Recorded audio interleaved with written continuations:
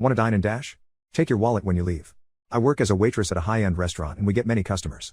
Last week, I just so happened to get sat with a large group of 20 people. I immediately knew this table was only going to cause trouble. They were extremely rowdy and many of the other guests complained about them. When asked to be mindful of the other people in the restaurant, they were rude and didn't settle down.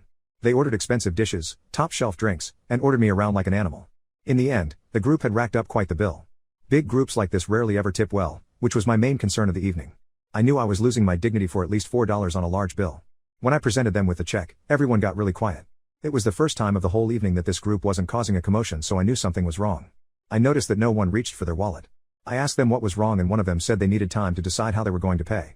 I left the check on the table and went to assist my other tables. I had to keep going back and forth to the kitchen, so I ended up forgetting about the big group. It wasn't until my coworker pointed out that the restaurant was finally quiet, so the group must have left.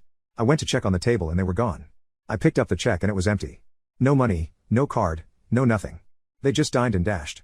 After all that ruckus and commotion, I was the one left to pay. I almost cried on the spot knowing I had to take care of this bill now. I went to tell my manager what happened and I did get reprimanded, but he also checked our cameras to see if it caught their faces so we could report them to the police. Unfortunately, our cameras sucked and everything was blurry. All we could see was them leaving one by one and very discreetly. That's probably why I wasn't able to catch them or even notice. It was clear this wasn't the first time they had dined and dashed.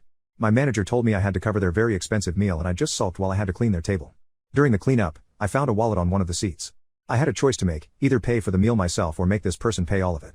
I slept soundly that night knowing I wasn't out $1,000.